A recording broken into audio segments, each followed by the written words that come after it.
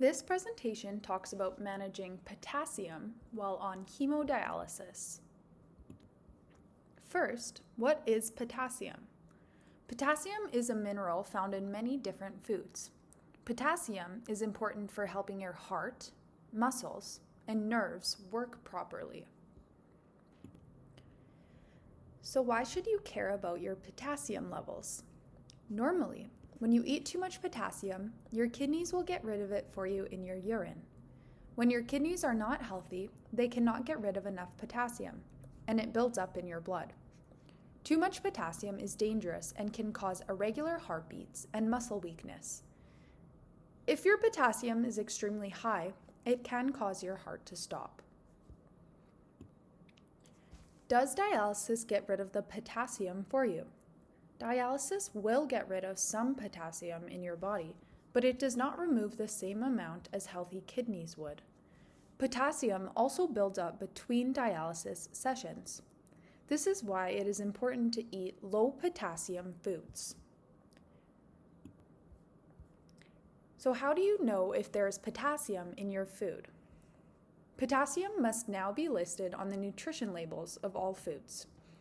You should be able to find it at the bottom of the nutrition facts label.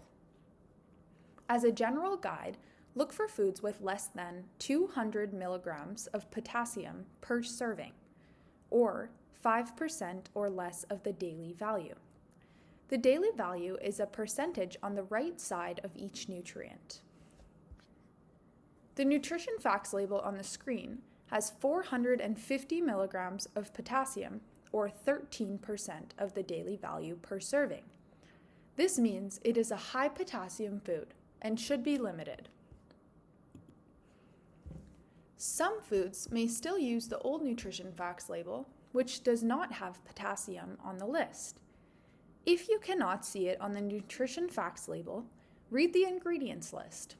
Look for words with potassium, such as potassium chloride or potassium phosphate. Low salt, salt-free, and no salt alternatives often use potassium instead of salt. Avoid these alternatives because they have high amounts of potassium. No salt, which is a popular salt-free alternative, has potassium chloride and potassium bitartrate as the first two ingredients. This means it is very high in potassium and should be avoided. Is all potassium the same? There are three main types of potassium to think about. The first one is potassium additives. This is when potassium is added to food. Examples of food with potassium additives include chips, fries, tomato products such as pasta sauce or tomato paste, deli meats, and no salt or salt substitutes. The other two types of potassium are found naturally in food. This includes animal-based foods like meats or dairy products, and plant-based foods like fruits and vegetables, grains, and beans. The amount of potassium that your body absorbs is different depending on if it is natural or added. Potassium additives are the most well absorbed. Your body will absorb almost 100% of them.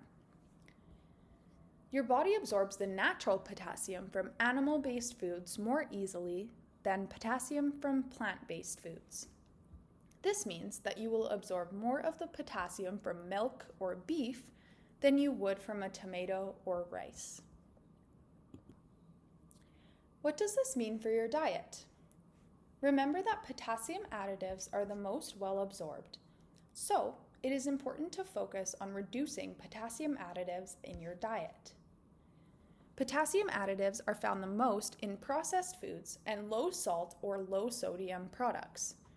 Processed meats have high amounts of potassium, such as deli meats, hot dogs, and fried chicken. Many processed snack items like chips are also high in potassium. Remember to read the ingredients list before buying your food to look for added potassium. There are certain food cooking and preparation methods you can use to help manage your potassium levels. You can double boil potatoes and other root vegetables like yams or sweet potatoes to cut the potassium content in half. The steps for double boiling potatoes are: first, you cut and peel the potatoes and bring them to a boil. Then you drain the water and fill the bowl with new water. Bring them to a boil again, and then drain and rinse them before consuming. There's also potassium in the liquid of canned fruits, vegetables, beans, and legumes. Examples of beans and legumes include chickpeas, black beans, and lentils. You can reduce the potassium in your diet by draining and rinsing all of these canned foods. If you rinse them until the water runs clear, you can get rid of the extra potassium that's found in the liquid.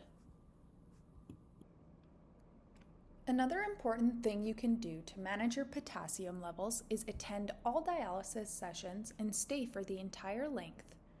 Do your best not to shorten or skip sessions because this will lead to excess potassium buildup.